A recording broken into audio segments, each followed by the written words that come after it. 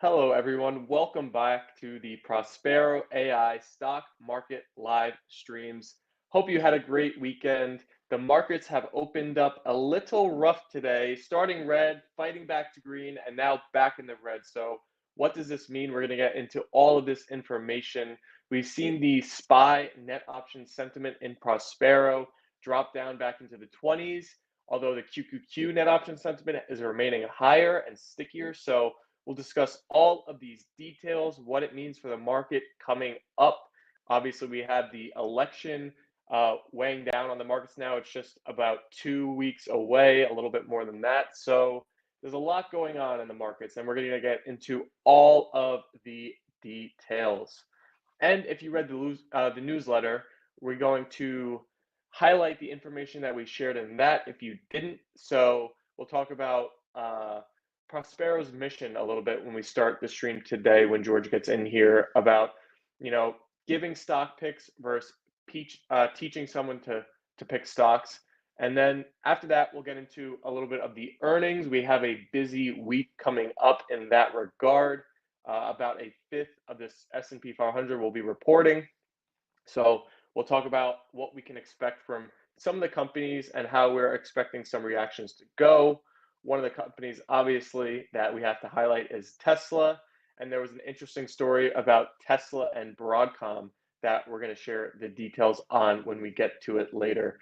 But Tesla's in an interesting spot now after the stock had a slightly negative reaction to the self-driving event that they had earlier this month.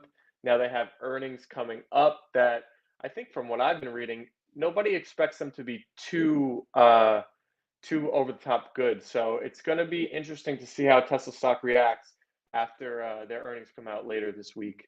Um, but then another stock that, if you're a regular viewer, you've heard us kind of uh, be a bit negative on in the past streams when we brought it up is Robinhood. But they also had a product day like Tesla, but it seemed like they had a bit of a better reaction. They unveiled a new trading UI called Robinhood Legend, which is going to be based on desktop and it's specifically designed for active traders. So is Robinhood turning the corner? Can we expect um, better stories coming from that company and from that area of the investing world going forward? We'll get into it. And then we have another interesting M&A move happening in the markets. So Uber, a news story came out that they might possibly be exploring a bid to buy Expedia, which is a $20 billion company. But what's interesting about that is that the Uber CEO is actually the CEO of Expedia for over a decade. So there's a lot of ties there. We're going to get into all the details and possibly this idea of apps wanting to build super apps nowadays. Is Uber looking to uh, get an advantage in that race? Because we saw the story with Airbnb, how they are looking to expand their business. We have obviously Elon Musk and X kind of branding themselves that way. Now we have the story about Uber. So will that ever come into America? Because I believe it's very popular in China. There's apps that kind of do everything. So is that the direction that the USA app market is headed? And then we have a story about Apple, which is kind of building on this um, tech furthering itself into the healthcare field. Their AirPods Pro 2 will soon work as hearing aids. And in the article that was shared, it said over 1.5 billion people are living with hearing loss. So it seems like a big opportunity for Apple. And all of these tech companies seems like they're making wearable products that are are their innovation is now being in the healthcare area versus in just entertainment or just the pure tech. So interesting development we're seeing in the largest companies in the world. And then we have a popular or maybe not so popular food chain filing for bankruptcy in the coming weeks. So I'm not going to share with you which one it is right now, but you've probably eaten there before. So you may be a little disappointed to hear this news, although it doesn't sound like they're going to be fully going out of business, even if they file for bankruptcy. But I'm gonna have to hold you, the 36 people that are in here. I'm gonna have to hold your attention until then, and you're gonna have to stick around to find out which company is filing for bankruptcy. And then we have one more story that we're going to get to at the end of the stream today before we do the model portfolio update, like always at the very end, which is an interesting look into the moves that we're making live. But it's about quantum computing. And hello, George, welcome to the stream. So there's a story about how Chinese hackers were able to use a quantum computer to break military grade encryption. So we're going to talk about what quantum computing means in this whole tech revolution that we're currently in with AI. Is it a beneficiary, or does it actually hurt the growth that we're going to see in the AI winners like NVIDIA and Broadcom? So we have the markets in the red currently after they fought to go green. I'm going to give a live look at the Prospero net option sentiment for both the SPY and the QQQ. So we'll see where they're at to start the day. I know the SPY has been lower as of recently than the QQQ. And right now, the SPY is at 26 and the QQQ is at 59.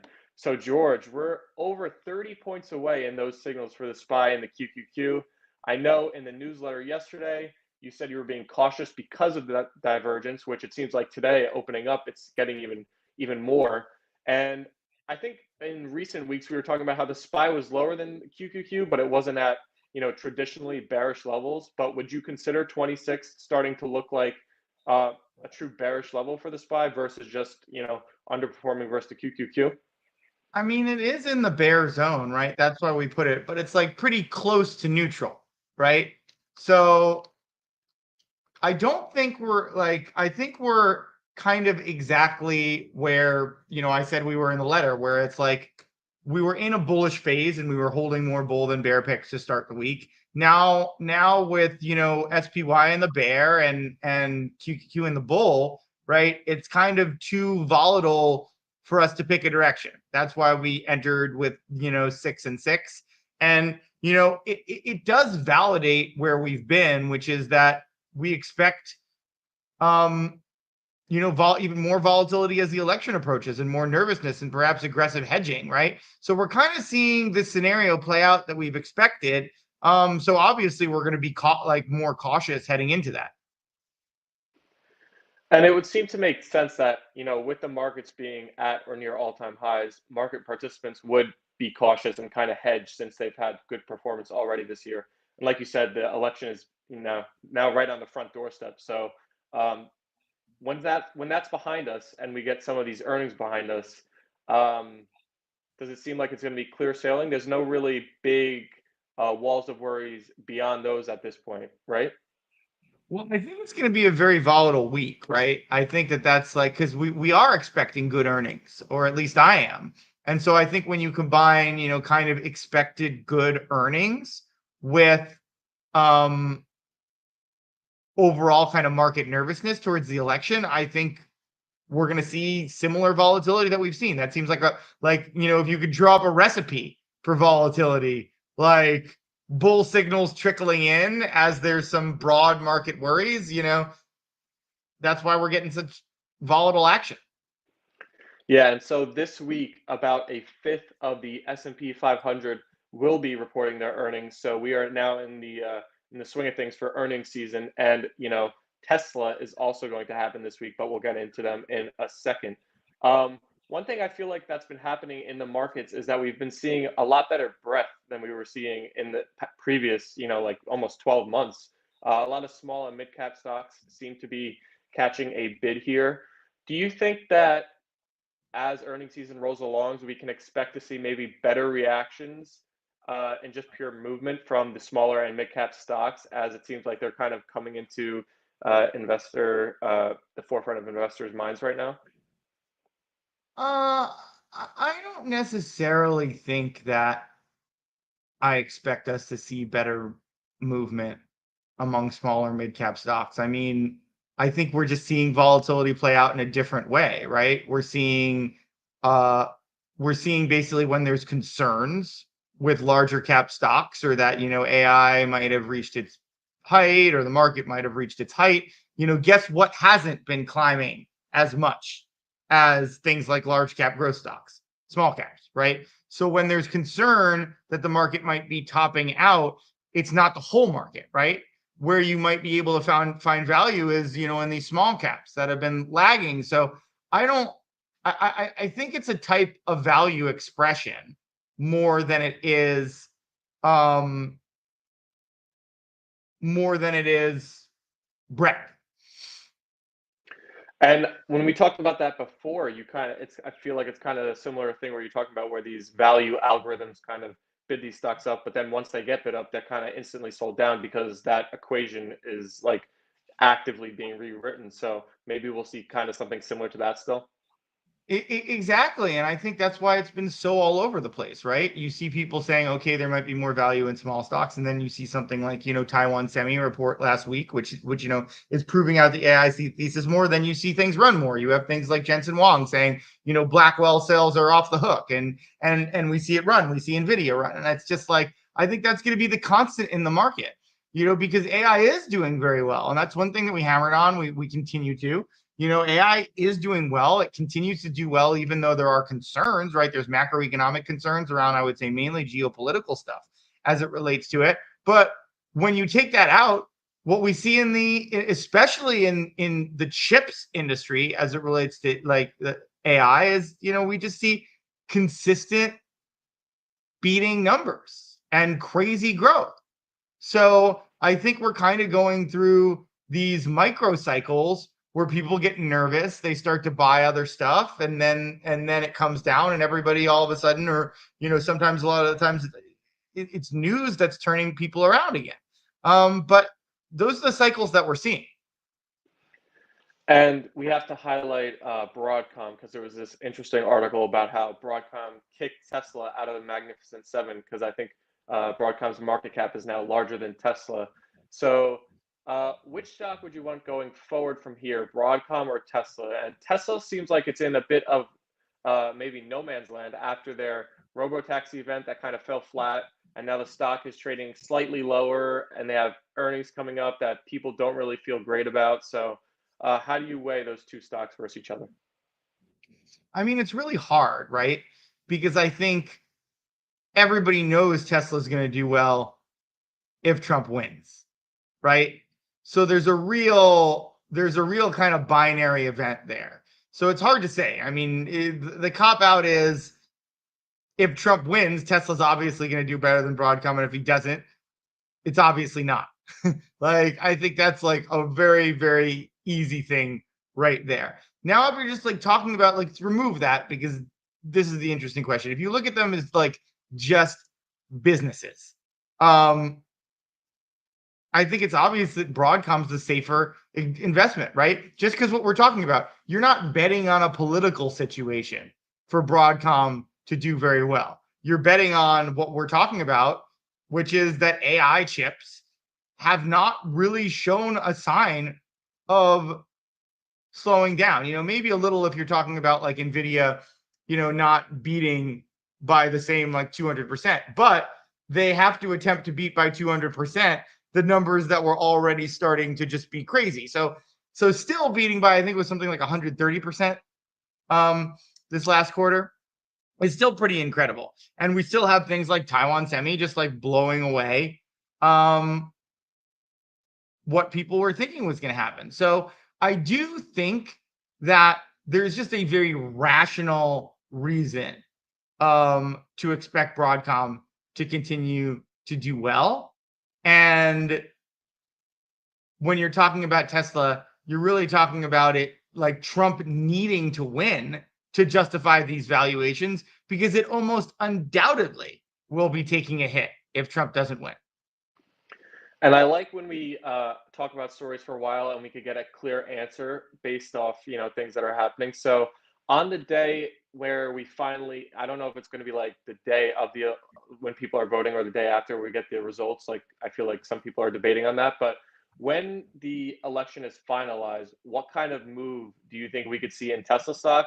And then do you think it's skewed where, like, say, if Trump wins, they move 10% up, but if he loses, they move 5% down? Or do you think it's equal risk on both sides? Well, I think it, like, the only way this election is decided quickly is if Trump wins. Otherwise, like there's gonna be chaos, and there's gonna be challenges, and whatever. And I'm not saying whether those challenges are legitimate or not. That's a pitfall. But anyone saying that there's not gonna be challenges is just not being honest. So I think that waters it down a little bit. If Trump doesn't win outright, I do expect Tesla to take a bit of a hit.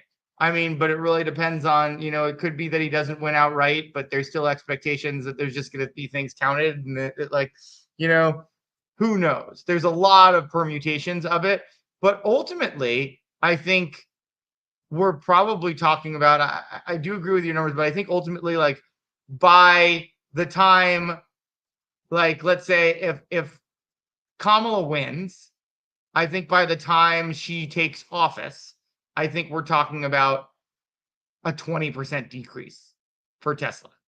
Like, if Trump wins, I think we're probably talking about a pretty quick 50% increase to Tesla. So yeah, I agree that it's gonna probably be weighted. But I think people are that excited. And like I was writing an article recently on DJT that I'm submitting to some places. And it's crazy. Its enterprise value to sales is 1350, right? For some benchmarks to that, SoundHound AI's enterprise value to sales is 32, and Tesla's is 7, right? So it is an absolutely insane number on that. But that just goes to show you like the extent that people that like Trump will put their money on things, right? And if he wins, like DJT is likely to keep going up, right? And people could take profits from that, move into Tesla. I think other people might just be like waiting for that as a signal to buy Tesla, buy things like Bitcoin. I think some people have money on the sidelines waiting for this election. Hell, there might be people that are betting on Trump to win in the election markets that are going to have some extra cash once that happens. So yeah, I think it's just going to be very good news for Tesla. And this is the kind of thing. I mean, Musk is like offering to pay people to register to vote or like something. It's gotten pretty crazy. Or like to sign a petition or something like that. Like he's gotten so embedded in this. Like I wouldn't be surprised if Trump wins and the next day he's saying Elon Musk is going to get full access to full self-driving when I take office. Like I wouldn't be surprised. Like I don't like, I can't see like Elon Musk going to the extent that he has without some kind of strong assurances that he's getting something on the other end of this. Otherwise, I mean, I hope that that's true for him. Otherwise, he's just taking on way too much risk, in my opinion, for a public company CEO, unless he's got some really strong assurances on the other side that this will be good for his company. And you mentioned SoundHound, which I noticed was going up. I feel like it's kind of acting like, a leverage NVIDIA ETFs the way it moves, because NVIDIA has also been up. So SoundHound, I think, is moving off of that. But before we move on from this Tesla story, I just want to get to the point of if you're someone who has Tesla in like a retirement portfolio and you're just you have, a decade, 2 decades, we're talking about this move and how it's binary and the move that the stock could make. But on a very long-term basis, this kind of is just noise, or is this really actually important for Tesla, the company, like going forward, decades from now? Well, I think this is one of the things that I say it's risky for, right? If he supports like I said, I've never seen anything like this. Like in terms of someone of such a long company, such a large company, like aligning themselves so strongly with one candidate. Like I don't even have a map for the risks, right? I could easily see Kamala winning and there being a number of more SEC investigations into Tesla and Elon Musk and everything like that. And it's a shame that both sides are now doing this, and I'm not trying to like, political investigations have become a very clear thing for both parties. And that's a shame, one of the many shames for our democracies. But that's what makes it kind of even crazier that Elon Musk kind of sees that this is happening. Like it could be very bad for him. I don't really want to live in a world where people are targeted for their alignments. But it's pretty clear we live in that world, and that's kind of what makes it crazy that he's doing this. It shouldn't be. It shouldn't be. But it is something that could very well change the trajectory, like one way or the other. I think if Trump wins, we might be seeing like Tesla's on a trajectory to become the largest, like the largest seller of cars in the US, at least. I think if Trump loses, full self-driving probably doesn't roll out at all, at least in the next 4 years. And I think he's betting on that. He's spending a lot of money on that, right?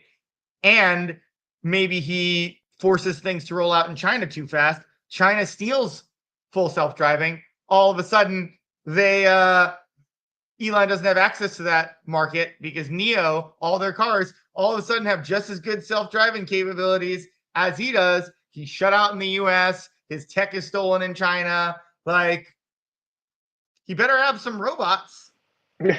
otherwise, that stock is taking a hit. Mm-hmm.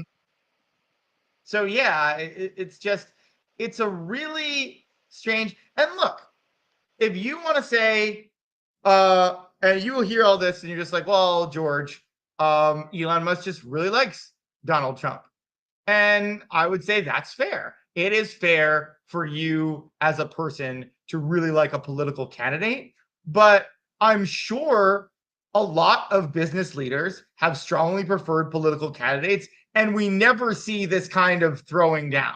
And it's kind of like if you say, like, it's kind of insulting to suggest that other CEOs don't feel equally passionately about a candidate. It's just not something that you typically see, because public company CEOs are expected to walk the middle a lot more. And you know what? It might ultimately prove smart because in the end, I think he knows Trump is going to reward him. And who knows? Like, the Democrats can be very feckless, right? They might not even know how to execute on retribution for Elon Musk, and he might be banking on that. But still, for me, just leaning too far one way or the other politically, as a leader, I think is just too risky. When the stakes are that high, you have that many shareholders. I think you're better off doing things, behind the scenes. And like, I think the classic example of that is like, Robert Mercer, who is like one of the people that funded Cambridge Analytica, and Jim Simons, very, very liberal. They both founded Renaissance Technologies, one of the best hedge funds, and they got along and they worked together for all these years, right? And I think that like that is the correct model in business, being very open to ideas that don't agree with yours and not making it uncomfortable for people to disagree with you.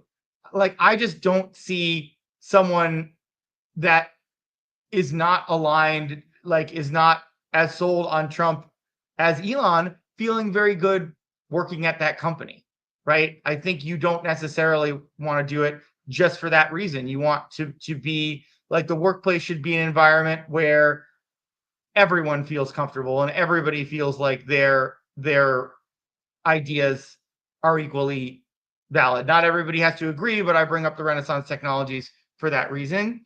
It just, especially like I read these things today about him paying to register people and him just saying like the country is doomed if Donald Trump doesn't win. It's just like, it's it's fine if you're a politician and you're campaigning or whatever. I just think it's too much for the CEO of a public company. Yep, we are living in wild times, and it's going to all play out in the next couple of weeks. So we'll keep our eyes on it. It's going to be very interesting. One stock I wanted to bring up today because they had also a product day last week was Robinhood. They unveiled something called Robinhood Robinhood Legend. It's an advanced charting platform for traders that is desktop based. And when we've talked about Robinhood in the past, we've had a negative connotation about it, and I'm wondering, is this a step in the right direction for the company? And are they turning the corner and proving themselves in the financial world and as a true brokerage? Or does this not, change your thought process on them? Yeah, and it's bullshit. And it's one of the biggest contradictions that I see in like retail investors is they complain about things being unfair while they use Robinhood. It's like Robinhood is perpetuating that unfairness. You use the 24-hour market, you're perpetuating unfairness. You move any dollar, especially option contracts, anything like that in Robinhood, you're perpetuating the unfairness. You do not have free things at Robinhood. They are basically, you are funding a system that makes the market easier to manipulate. That's what payment for order flow is. The 24-hour market is even worse. Why did the 24-hour market shut down? It was a day that the markets were moving fast. And the second they couldn't make money off forward trades and they were becoming too exposed to risk, they shut it down. And that's what you're buying with them. You're buying a place that only wants you if they can make a lot of money off you. The second that equation changes, they drop you. They'll shut down a market after they are supposedly having it like there. It's the analogy is like going to a restaurant, right? And you're there and you're ordering and you give them the money and then they tell you you're only getting some of your food. That's the equivalent of shutting down the Robinhood market. It's like you came there, you ordered a meal. Oh, and just because they decided it wouldn't be profitable enough for them anymore, they're just like, oh well, maybe you can come back tomorrow, and then we'll give you the rest of your food. It's dumb.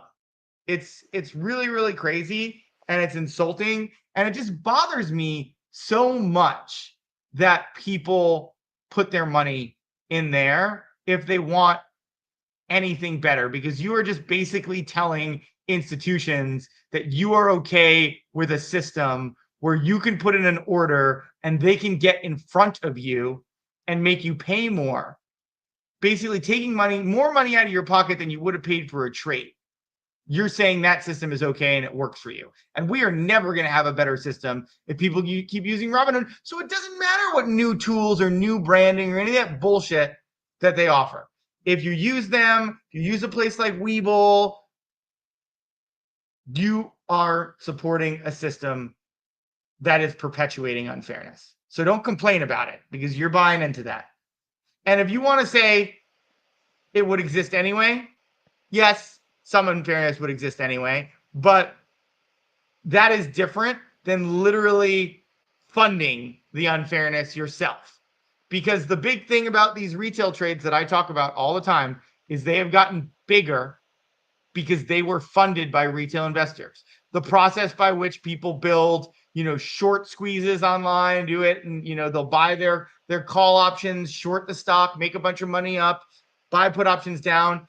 That whole trade that people now do all the time and institutions make a bunch of money off of only exists because retail keeps juicing that trade for institutions. If you want things to get better, people need to get smarter. And step one is stopping to use places like Robinhood, who says you're the customer. You're not the customer. Citadel, that gives them 33% of their revenue, is the customer.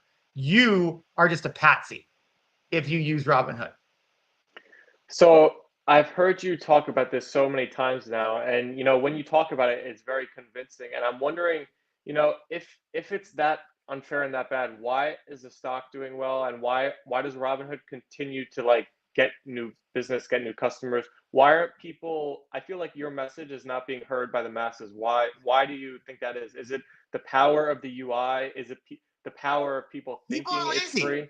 They make they make it easier. They make it easy to do things like credit spreads on options, which, by the way, it shouldn't be easy for you to do, and you shouldn't like be able to bet on. Like, a lot of people have lost a lot of money on those things, and that's the thing. People just want things to be easy, and that is the biggest problem with retail investing, is that people don't understand that investing is hard, and that, a lot of people, even when it feels easy in bull markets, the first difficulty they have, they'll run away and they'll cry that it was unfair and everything, but it's always been unfair. It's unfair for everybody. It's difficult for hedge funds to make money. It shouldn't be easy for you, and you shouldn't settle for things that make it feel easy. And that's the mistake. And and they've had all of these terrible trust violations, but people just come to them because they roll out new products and it's like cool and easy and whatever. And like, that's a real tragedy because it entrenches us in this bad system. Well, I can tell you're passionate about it, and it's very powerful to hear you speak about it. So hopefully, we see some steps taken, and obviously, the Prospero mission is helping kind of fix some of the unfairness that we see in the markets. Hopefully, over the long term. So we'll keep at it, I guess. And yeah, I think that was a cool segment. I like to hear you get passionate about a topic. That was great. Um, okay, moving on. Tough to segue from that, but Uber, there was a story about them exploring the possibility of buying Expedia, which is a $20 billion company, so it'd be a big splash in the M&A world. The Uber CEO was the Expedia CEO from 2005 through 2017, so he would seemingly know the business very well. He was there for over a decade. Uber stock dropped on this news, but Expedia stock went up. I was listening to the All In podcast, which, if people like our live streams, they probably like that. They talk about a lot of the stock market business stories. They were saying that Expedia would probably get a 50% premium from Uber if it were to go through. And the idea behind Uber doing this would be building a super app, which we kind of highlighted last week when we talked about Airbnb. Elon Musk has talked about it with X, and now Uber is exploring that. What do you think of this move for Uber, and how do you feel about super apps? Do you think they're going to come to the U.S. App Store in the coming years? Well, first of all, I think it's kind of funny. One of the things that when everybody was kind of praising the Uber CEO when he got hired, uh, I actually went and I looked at Expedia versus Booking. And I was kind of interesting because I was like, okay, did he do a good job? And not really. Expedia, like relative to Booking, did not do well. And it's just like, wow, how good of a CEO are you if your like competitor is kind of like eating your lunch?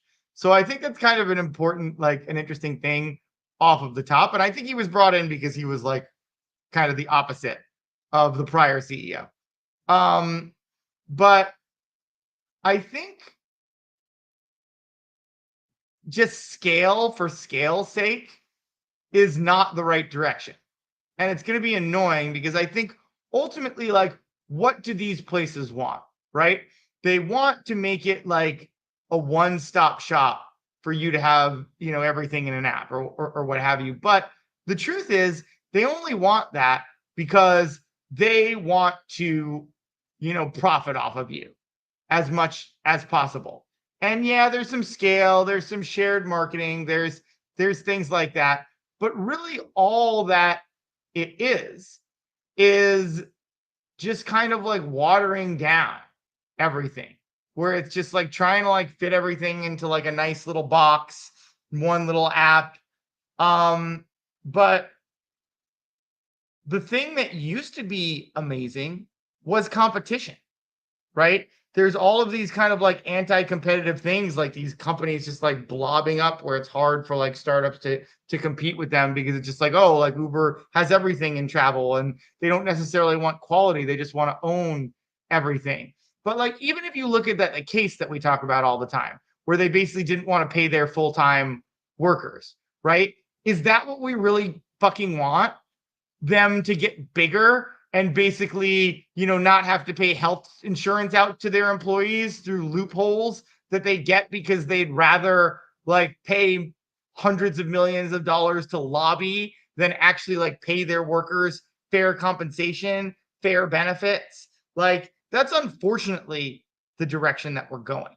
A direction where these companies just become bigger and bigger, and they want it, and that puts pressure on them to have higher and higher profits, but their employees suffer, and a lot of the times the customers suffer, right?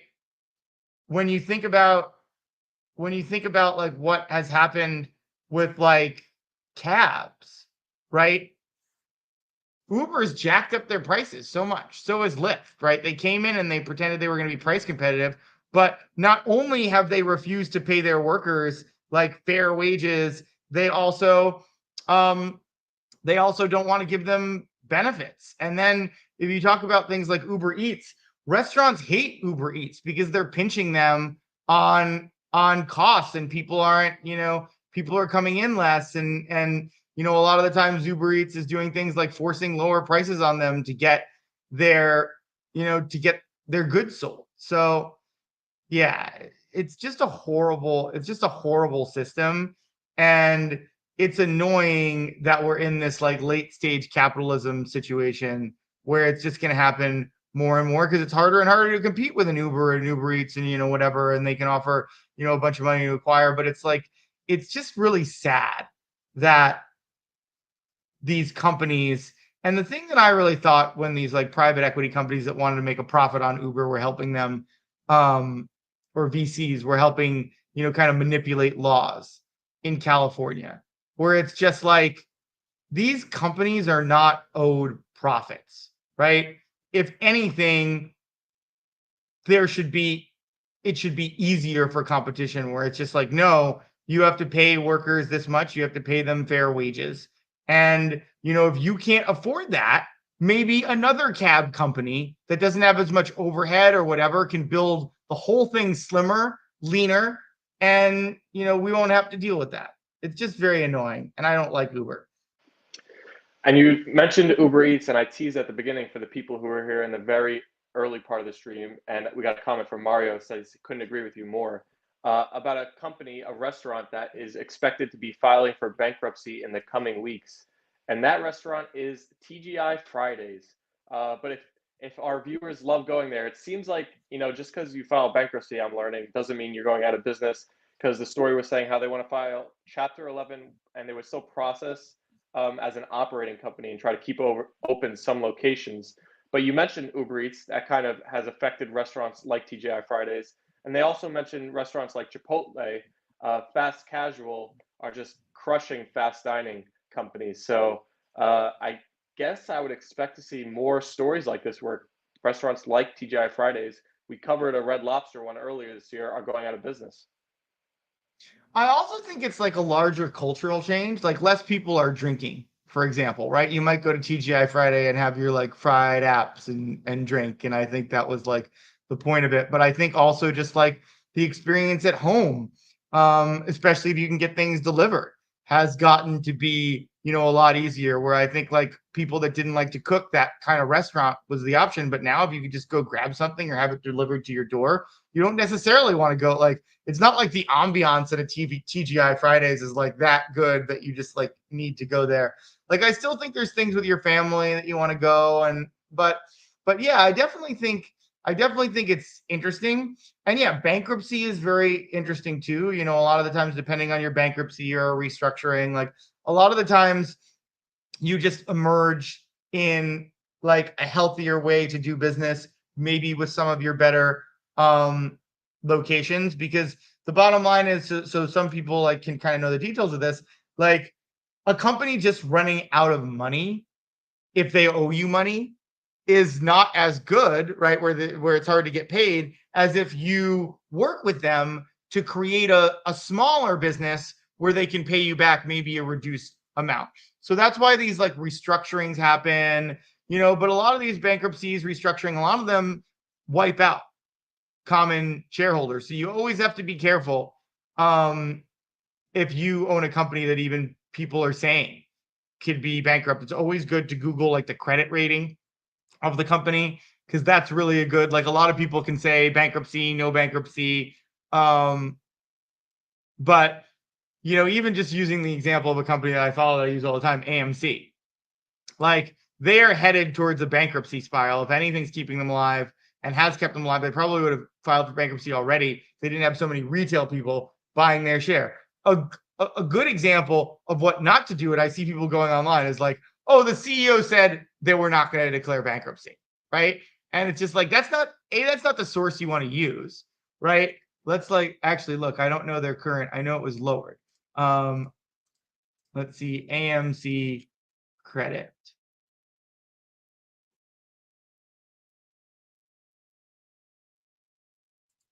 Yeah, they've been lowered to SD, which I think is pretty bad. Yeah, from CCC plus SD, selective default, right? And then I actually remember them being in that phase and me being like, well, to some people, like AMC is definitely a big bankruptcy risk.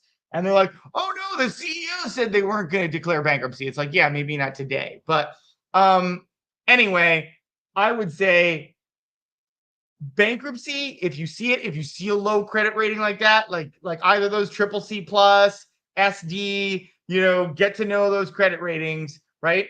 Because where the market, and I have a personal story I could share, like where the normal market is like, hey, it's kind of harder for people to get good information versus funds.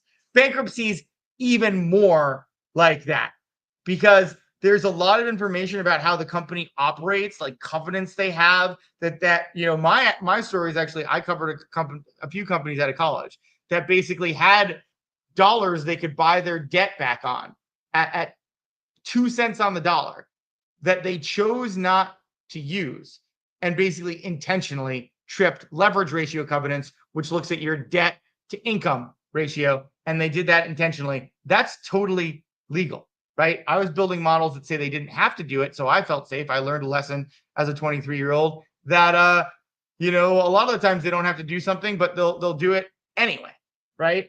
And that was a big lesson for me in what I'm telling you now, which is stay away from bankruptcies. Like, stay away from anything that snips of a bankruptcy.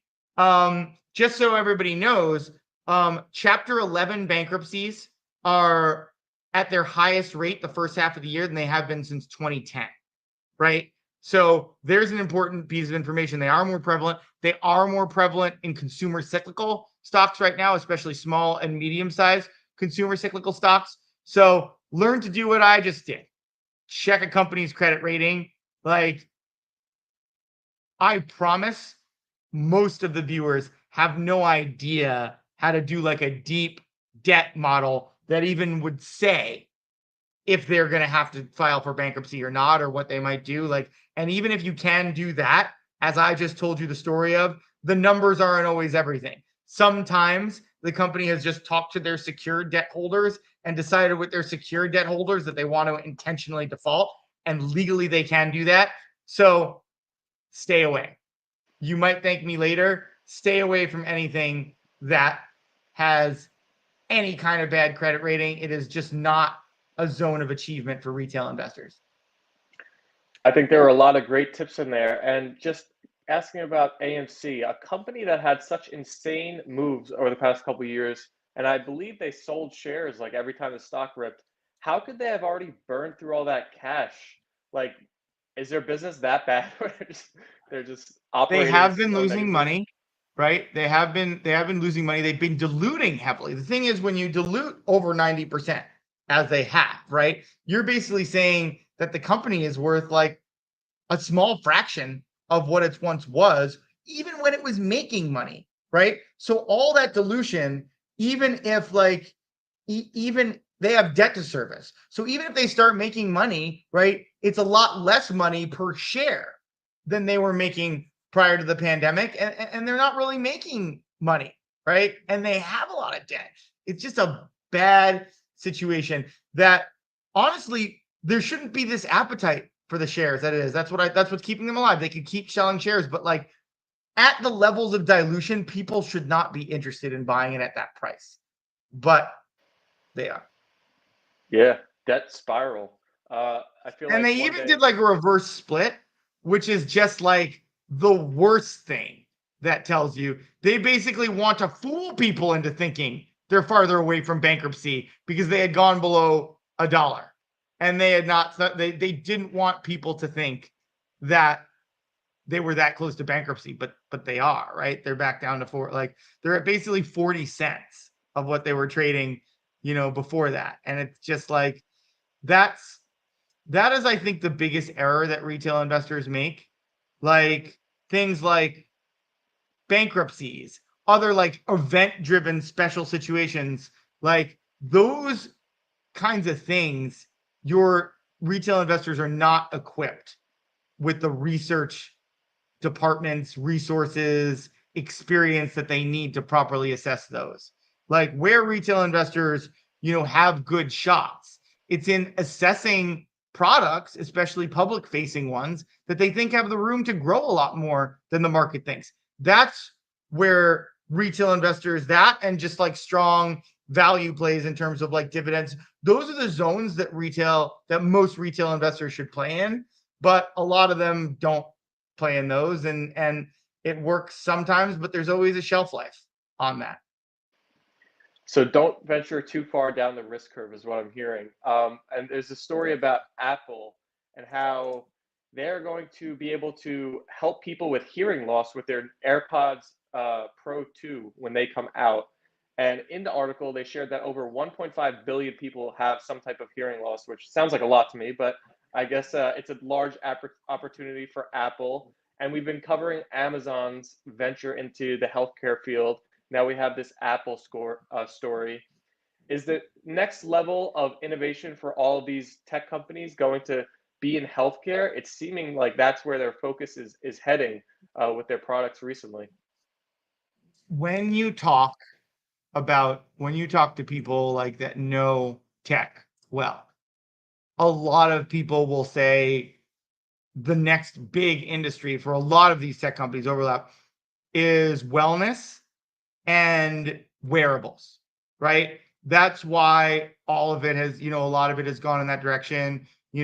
Watches. That's even why Google got into the phone game in the first place.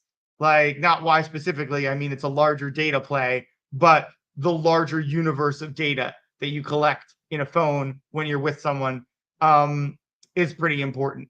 And so there's going to be a ton of stuff. People are thinking about things like longevity a lot more now. And like, yeah, people are going to be monitoring your vitals, diet. I think it's going to like eventually someone, probably maybe Amazon is going to figure out how to integrate all of that into how you experience healthcare. Like, I can't imagine going to like an Amazon doctor. But I don't necessarily think that is that far in the future, especially if the insurance situation isn't fixed. I could see Amazon just like selling you healthcare all the way. Like, I think like the funny thing is I do think like the Amazon like health centers are probably going to be like just as dystopian as like they always describe like HMO places to be when they're talking about like, I think especially like, oh, like this is what would happen if we did single payer health. But no, like wearables is going to be a great, wearables health. It's the right direction, right? A lot of like sports teams have been doing this for a while, right? They were ahead of the curve on it, but there's, no reason like, I think the beginning of what you see are these sleep apps, right? Where you have people like, grading your sleep, looking at analytics over it. That's kind of the easiest, but I do think it's going to start to come in a lot more into, nutrition, exercise, right? I think people are going to start optimizing their health a lot more. And they might hook that into healthcare, but it might be so complicated with our system that it doesn't. But I think on a personal level, more and more people are going to be doing it. You mentioned how that's why Google made their phone play. And if this is the case and the next phase of growth is wellness and healthcare, would Apple have an advantage over Amazon because of the data they have on their phones and the trends and the tracking that they've done that they could have done of people versus Amazon, which I don't think would have that data, or maybe they could get their hands on it You'd be easily? surprised the kind of spyware that's been on your phone. Like now with the Ask app not to track. But like for a while, all of those companies were just grabbing all of your phone information because unless you had that like opt out that started to happen. But I think a lot of people still probably opt into that and not knowing what like track means, that they're actually tracking things outside of the app, right? I don't know the numbers, but I would not be surprised if like at least 50% of Amazon users we're still opting in to like sharing broader data than that. Or like, I believe in like Alexas. I believe Alexas are listening to people. Like just implicitly. I don't really know. Like there might be something that you can turn off, but I think that like they've said that. I've got a Google Home that's probably listening to me right now. So yeah, like they're collecting this data in tons of different ways. But yeah, I think it's just like one of those things where we just gotta kind of like we gotta get used to it. And then I think if you're talking about like some of these other products, I think that's why like Meta's making like the Oculus, right? They want just like more devices, more sensors. Um, I think that's why Tesla's making the Tesla bot, right? They've got X, which might similarly be spying on you, by the way. You could probably check in your settings to see if these apps are spying on you, and you can thank me later, because I wouldn't be surprised if more of your apps were spying on you than you thought. But yeah, that Tesla bot is probably just like their own like Google Home, Alexa thing, just a way to get more data. But the long and the short of it is, no, I do not think Amazon is struggling to know things about you just because you're not wearing like a watch or having an Amazon phone. So this is my bold prediction because all this data is so valuable, and after the AI overlords have taken over, and all of our jobs are gone, I feel like these companies, like the universal basic income method, is going to have to be where they pay you for your data, and then you kind of just get paid a whatever amount, and you're just kind of living your life. But all this data that for so many years has just kind of been sucked away for free, and obviously you get the products from it, but I feel like people are going to get paid for it. How do you feel about that? Yeah. Oh yeah, definitely. I think you're definitely gonna get paid for your data. And then I also think um there's gonna be like payments to go do things, right? Like whether it's like stand in, like I actually think there's gonna be like, stand in line for me kind of situations, or yeah, I think the sharing economy will probably expand as people need that. And there might be like, oh, like while you're going and waiting in line for someone, there's probably like a game that you can play that is giving you more money, or yeah, I think that if eventually there's not going to be enough work, and I do think that's going to be how people make money that don't have work, little things like that. And then the Tesla Stand in bot will this just room, take like that. go to this like event and make it look like there's more people there, and you'll just like be buying those people on demand. Yeah. Sign up for Twitter using your phone so I could make like a robot with your account. Like all of that is essentially what you're saying, like your data. Hmm. But I do think we're gonna see more of that, where there's just not enough work, and people just being like, oh, like, well, I have so much money that like I'll pay you to wait in line, or I want to troll Twitter account and I can't get any more on my phone number, or there's some other lock. Just make an account, send me the password. Maybe make some posts a day that sound like this. Hmm. And we're going to be staying right here on this, futuristic tech topic. But before we get to our last topic of the day, I just want to share with our 1,400 people that have been in the stream. Thank you all for joining. If you like the content so far, please like the video. It helps us grow the channels. But I want to get into the story that you actually sent me, George, over the weekend, of how Chinese hackers were able to use quantum computer, supposedly, to break into military grade encryption. And bringing up this story, I kind of want to talk about quantum computing and what that means for AI, because I feel like that's a topic that we haven't really gone in depth on before. Um, how realistic is quantum computing? Is it coming for sure over the next coming years? If it does, what does it mean for the AI wave of innovation that we've been seeing? Well, we did write a little bit about quantum theory in one of our recent letters. And the first thing, just to make to disarm people a little bit about quantum physics, right? A lot of it is that we don't know, and that we're just like playing things with things, getting relationships, and building on those relationships. Like literally, if you look at like the most powerful experiment we have going at CERN, right? The super collider, we're literally just shooting particles into each other. Like when we discovered the Higgs boson, we were just like literally shooting particles into each other and hoping that we would find this particle because we shot particles into each other, right? So I think like there is like, I'm not trying to underestimate like the particles that were being shot into each other were definitely like intentional and the experiments were set up. I'm not trying to like undersell how smart the physicists are that are running this project, but there's also the other side that they're literally shooting shit into other shit because they're hoping to see something that they think exists, right? So that is all a way to say that like one of the things that they're working on with these uh computers is quantum entanglement.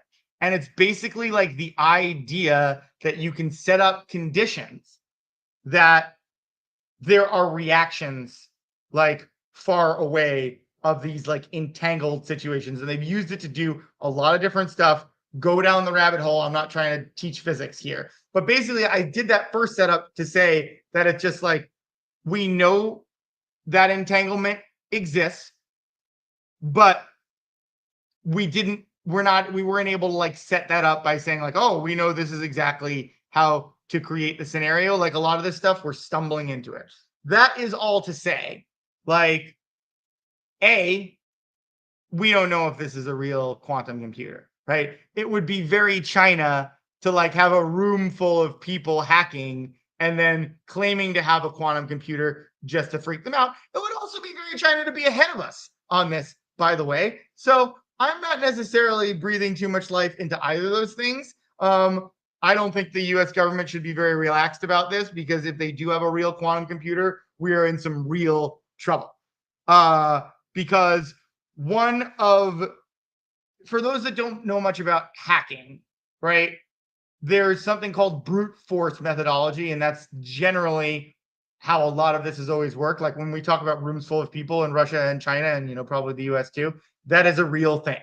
And that is because the brute force methodology of like basically intelligently trying as many combinations as possible. Now, why is a quantum computer helpful to this? Because quantum computers can try that many more combinations that much more quickly because the way they're operating is in a way that is a lot faster than the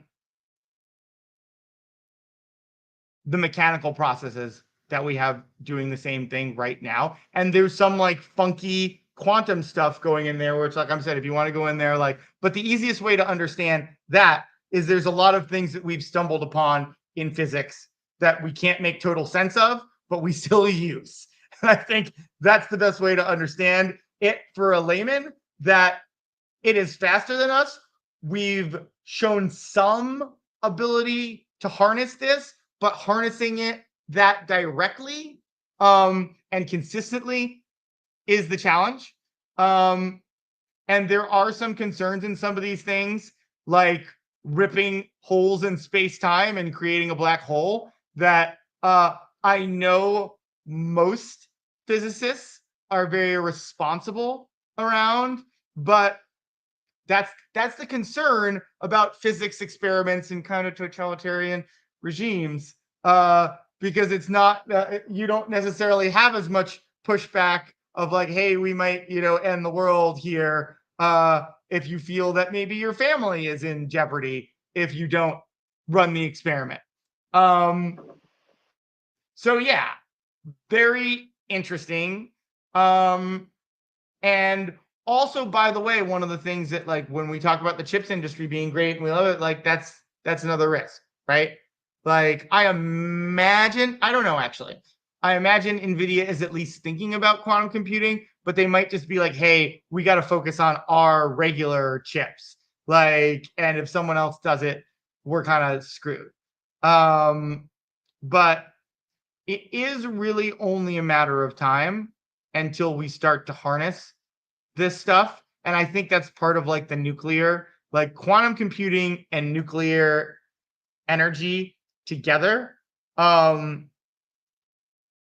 is pretty much how we might get a super intelligence, right? I like most people when you ask them about, a super intelligence that could like be all seeing eyes, look at all the cameras, understand everything that's going around it, like basically compute at this point is what people say is the main obstacle to that. So you see, we're working on various licks of that with these nuclear power plants as well as the quantum computers. You probably need both of those to get a super intelligence, which I don't think we really want. But I think we're going to get one way or the other in the next 20 years. And we got a couple people commenting about the stock IonQ, IONQ. Do you think there's going to be an NVIDIA type winner that comes out of this space over the next decade or so? Almost definitely. But I'd kind of advise not to bet, right? Because the problem is IonQ, like for example, Google's got a really interesting quantum computing program. So it's like I do know that company. They do have interesting technology. Like, do they have to advertise what they have, right? Whereas Google is going to be a lot more secretive about it. So yeah, it's just one of those things where, and we talk about this, by the way, with like when we talk about Meta and we talked about them investing in the metaverse, right? If I think Meta shouldn't invest in the metaverse, I definitely don't think retail investors should be investing in, bleeding edge computing plays, right? I'm very risk averse though. And I advise in a very risk averse way. If you feel comfortable with that stuff, go for it. I just don't. I'd rather if you want a quantum computing play, I'd rather just play the cloud providers, right? Because yes, like let's just say hypothetically, IonQ is the one that like solves it, right? Yeah, you might make a nice return on that, but I bet like Amazon or someone buys it, right? Makes a much bigger return, or maybe not bigger, but you make the same return with less risk, right? I think they're all going to end up. One of the cloud providers is going to own this technology anyway, and that's why I say always own the cloud providers, all three of them, because I just don't see one of them not being like the major 100x winner of this. So if you own all three, you'll get the 100x winner. If you own IonQ, I think you might get 0, or you could get the 1000x winner. But I'd rather just own the 100x winner with less downside that isn't going to 0. Well, I thought it was a fascinating discussion today. I loved our topics, but I believe it is now time to do our switchover. Oh, And see, they own them already. See, so game over. they'll be absorbed soon enough within Google. Yeah, Completely. exactly. It's just if they already have a stake, like that's what I'm saying. Like I'll do a bit of a deeper dive on them. I've only like heard about them. I haven't really done a deep dive, but I'll do a deeper dive on them for next week because I'm interested in them. Yeah, we'll definitely follow up on that rock and roll. Thank you for commenting. But George, you ready to do the switchover? I just saw an interesting article while I'm looking. Insiders have been selling. I wonder why that is. Well, I'll do a deeper dive on it, but just some food for thought. Uh-huh. No doubt. All right. We'll see you in the Prospero.ai laboratory, and everybody stick around. We have a lot of people in the stream for the model portfolio update. We're going to do live stock picks, ads, and drops in the model portfolio. It'll be very helpful for you all to see what the moves we are actually making, which I believe is a paid product, but that's the benefits of watching the stream. You get to see it for free. And I want to do a check-in on the market, the QQQ and the SPY. I haven't looked at it since we started the stream. So Let's see if we're still in the red on the day, and then we'll see also if we got any update in the Prospero net options sentiment tool. Okay, pulling up the QQQ, SPY. All right, so we're still red across the board on the day, but we are fighting back. The QQQ is barely negative at this point. SPY is down about 1/3%, and we're back into that same dynamic of the Russell being the laggard on the day. The Russell is down 1.5% on the day, so Russell is not taking too kindly to this fine Monday morning. But let's get an update on the SPY and the QQQ net option sentiment and see what kind of moves we can be expecting from the signals we are seeing within Prospero. Okay, so the QQQ is remaining steadily higher at 59 right now. So the market is not ready to give up on tech in the QQQ, and the SPY is at 26. So same dynamic as we saw at the beginning of the stream. We'll see what George decides to do with the portfolio. I would assume he would stay risk averse with the separation in those signals. Sooner or later, they're going to have to converge, whether it's the SPY going back up to the QQQ levels or if it's the QQQ going down. So one way or the other, we'll probably see a move in the markets, I would expect. Maybe it's all hinging on the election and how it's so close to us nowadays. But we will see. And thank you all so much for participating and chatting in the stream today. It makes it much more enjoyable when we get some good comments. So thanks for doing that. I see George is back in here. Yep, I'm just getting it all set up. Just peeked at the SPY and QQQ, same exact levels. QQQ 59, SPY 26. So still very separated. 59.26. Yeah. Very interesting. You think it could stay that separated probably through the election before it kind of makes a decision which way? No, it'll converge in the next week or so, I expect. Okay. Right now, I would guess QQQ down versus SPY up, but I'm not necessarily super confident in that. Mm-hmm.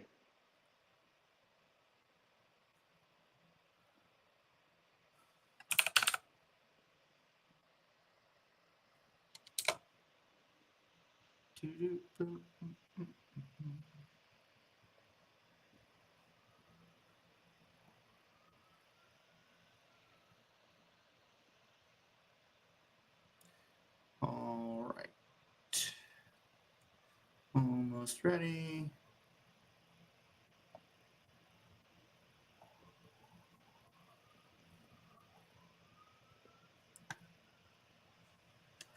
What day is it? 21.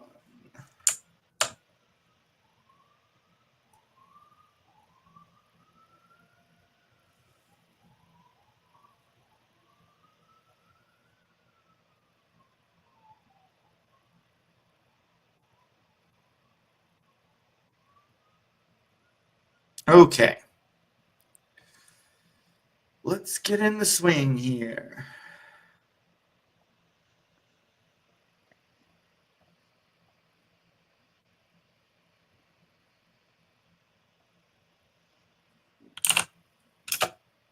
You said 29? 59 and 26.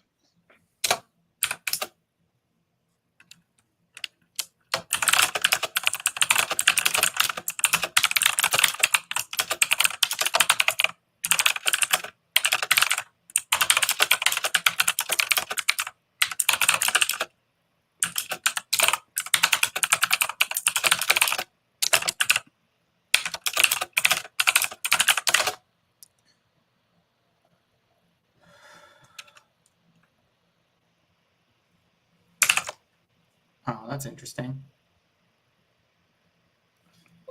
Everything's doing well except real estate. Everybody's laughing and cornholing except for Buster. You know that quote? No, it has to be a movie quote though, right? No, it's like Arrested Development. Oh, okay. Buster is this like little Buster's like this adult child that like has gone to school. His like parents are rich, and he's gone to school, and like it was that Linus's mom like acting all wounded about him being excluded from things by his other siblings. I'm basically The Office and Rick and Morty. Besides that, there's not many shows that I would know the Someone names of. does anyone in the audience know that line? Come on, They someone must. speak up. Maybe I said it too quietly. I said everybody's laughing and cornholing except for Buster.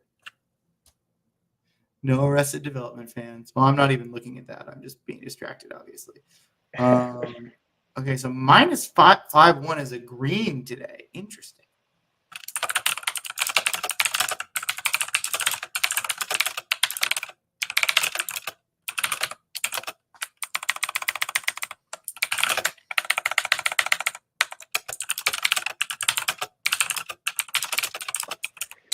So everything is down today across the board. So if you look at the 1 week, the only safer ones seem to be utilities and financials. That's interesting because we just got financial earnings. So maybe that has something to play with that. Healthcare looks like a bear target. Yep, small caps back down, Steven. I didn't even look and see. Yeah.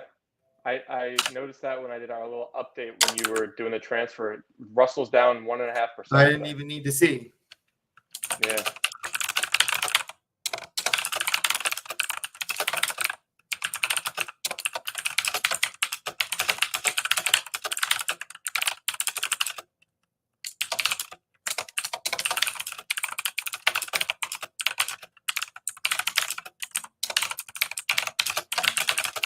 What makes the market so hard. The volatile small caps is why we have avoided them short largely in our high conviction portfolio.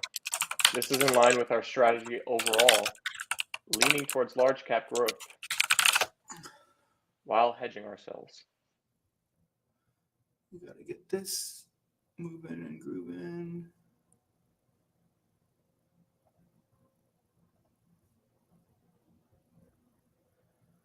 And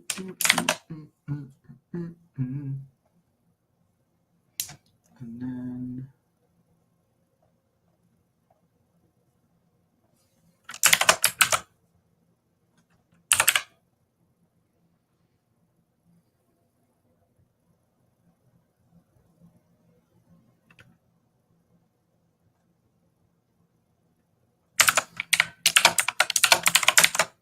we're pretty even long short.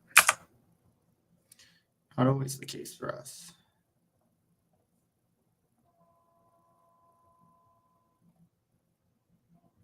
Oh, done just in time. 37 more. Okay. So not quite even. But you're ready for this.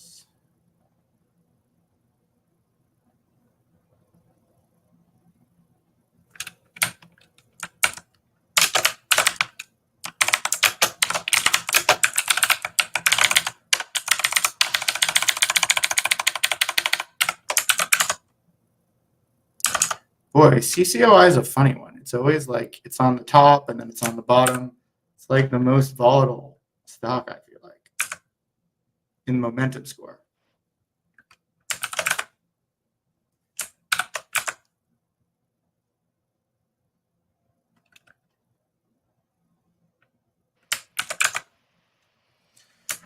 Okay, what do we got here? Guess more healthcare exposure, but maybe we'll get out of some. Boeing, how's Boeing doing today? I know we already have two.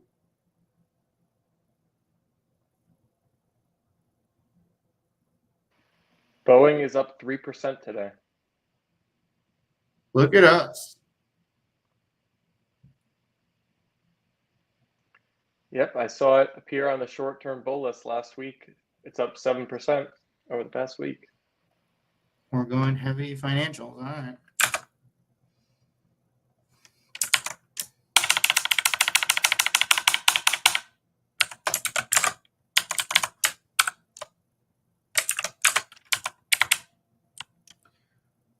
I'm getting rid of that. Ooh, Jack. Damn. Yeah, well, we're already in that.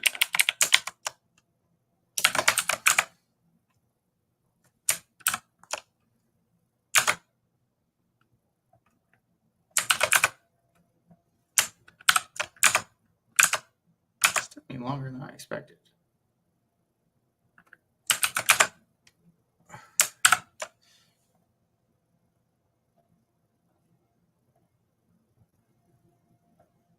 Halliburton. I do like to short Halliburton. Not Arrow. Maybe Arrow. Okay, what's going on? Are we short a Cressy? I believe we are, but just let me know.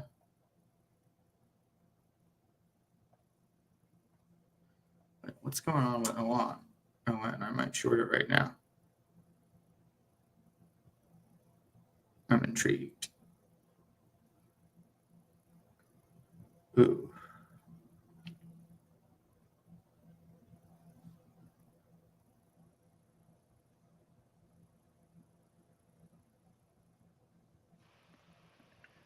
I'm seeing no short positions in Cressy.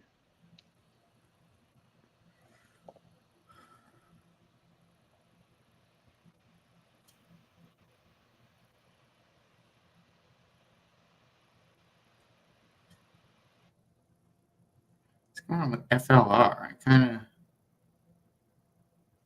know.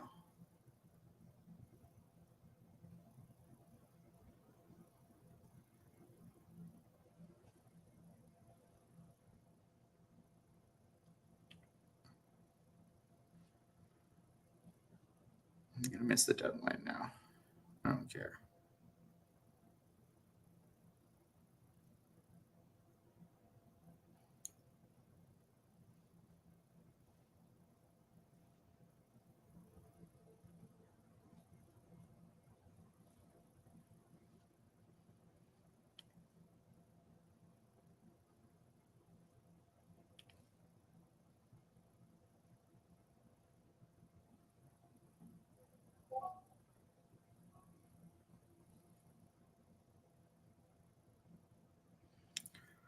Okay, sorry everyone.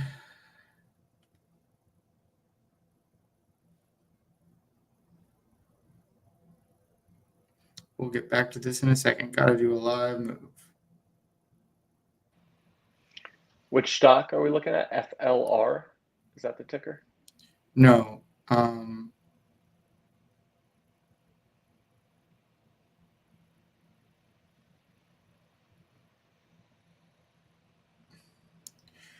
adding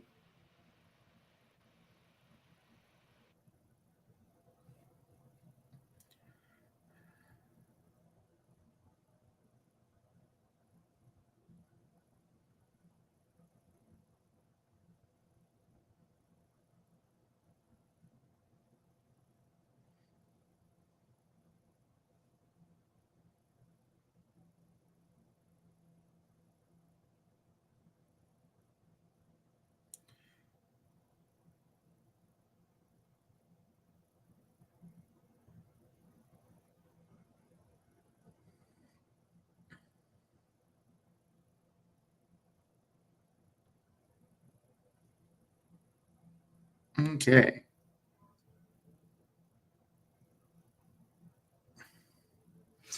All right, so now we don't have to add this because we added it, or this.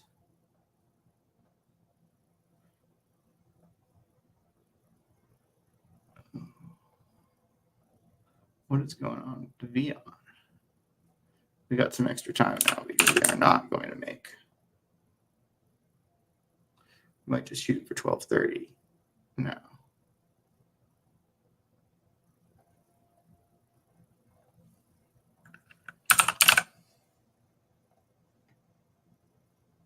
Oh, interesting. Not the right direction. We're still going to do it. Do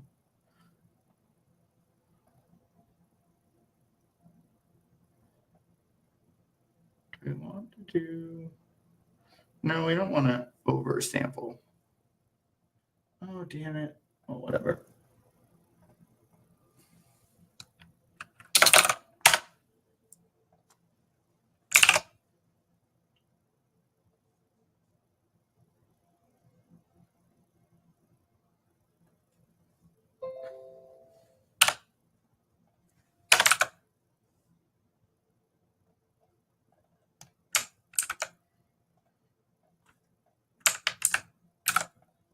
Okay.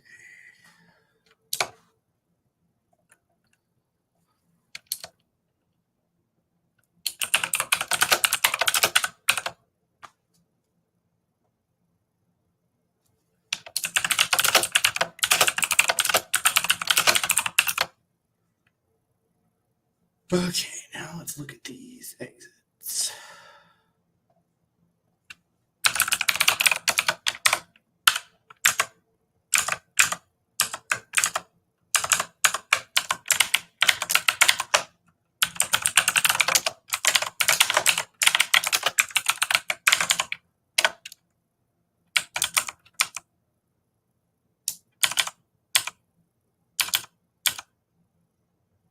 Oh, damn. Odd comes an exit.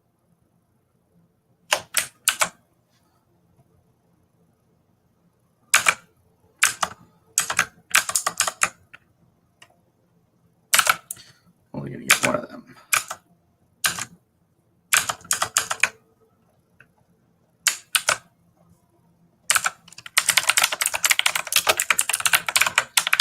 Can you tell me about net option sentiment trends on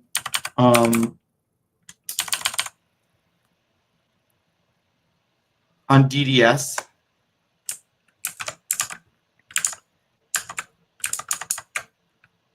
DDS is in a sideways trend, currently at 23.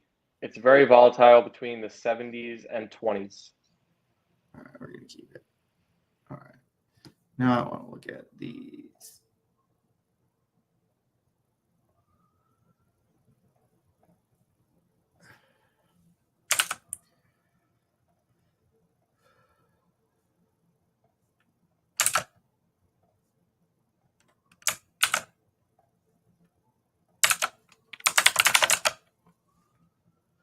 Broadcom.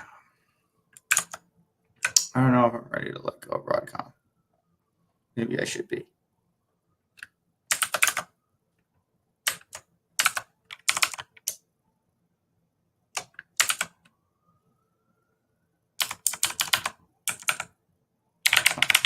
Oh, look.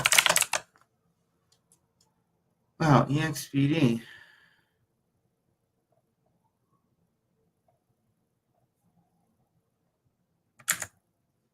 We were in a narrow win there. Oh, yeah, let's get out of them.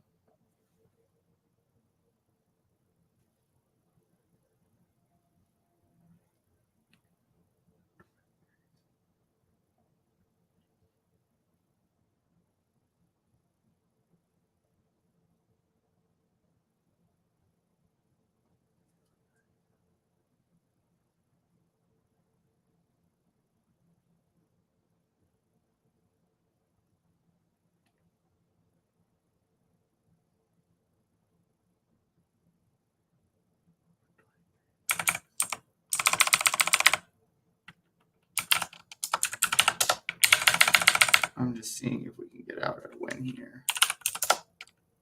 No. I think we can on Broadcom. I think it might be time.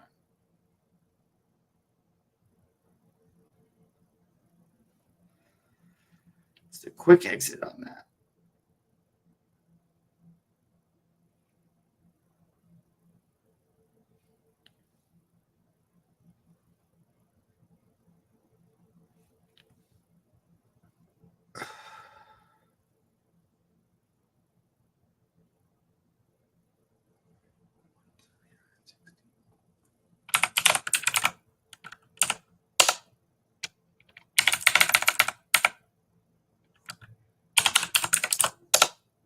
Okay, we're getting out.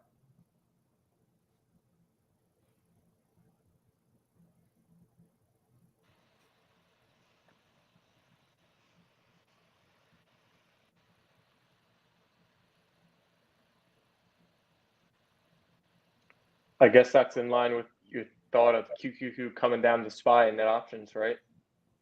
Well, we just got NVIDIA. Mm-hmm.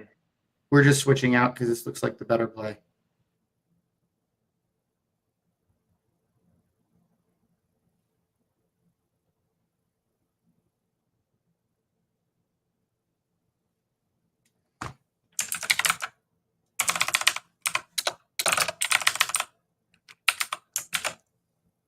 It was a close one. EXPD will look for an exit. Oh, and then we have 4 minutes.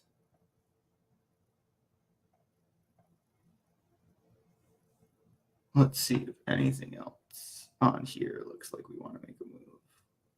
We got NV.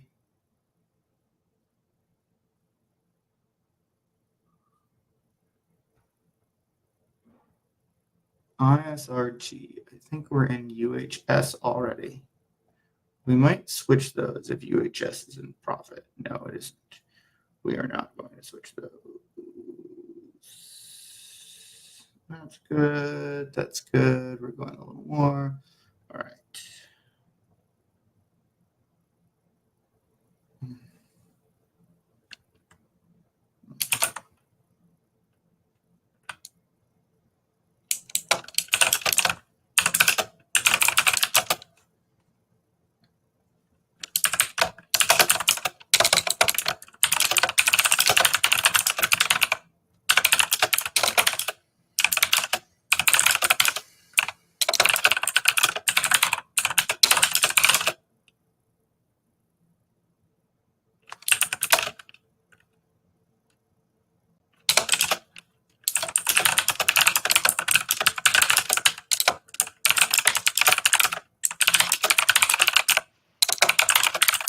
QQQ net option sentiment continues to look great, but is highly diverged from SPY. We see some tech names doing well today, while other similar companies are not.